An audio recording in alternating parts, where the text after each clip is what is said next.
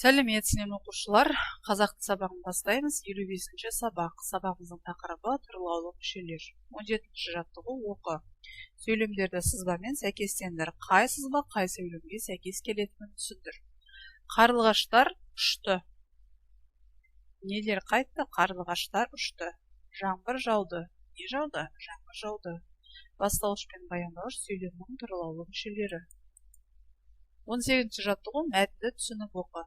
Отырар көне қала. Қаланың орны отырар төбе деп аталады. Бұл жерде қыш ыдыстарының қалдықтары көп.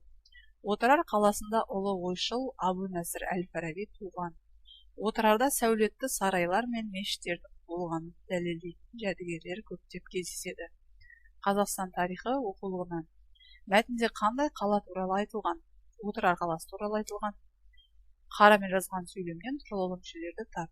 Отырар көне қала. Бастауышта, баяндаушта записімен жазылса, бастауыштан кейін сызықша қойылады. Шығармашылық үзіліс, ребусты шеш. Қала сөзінен екі сөйлем құрап жаз. Ол сөз бірінде бастауыш, екіншісінде баяндауыш болсын. Отырар қала, қала көне.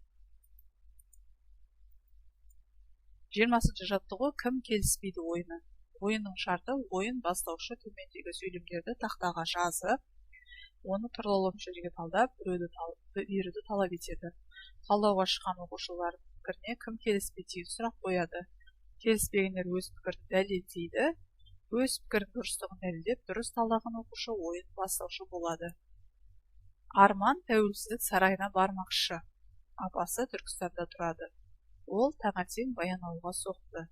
Біз Астананы араладық. Арман кім? Бастауыш тәуелсіздік сарайына. Қайда? Тәуелсіздік сарайына.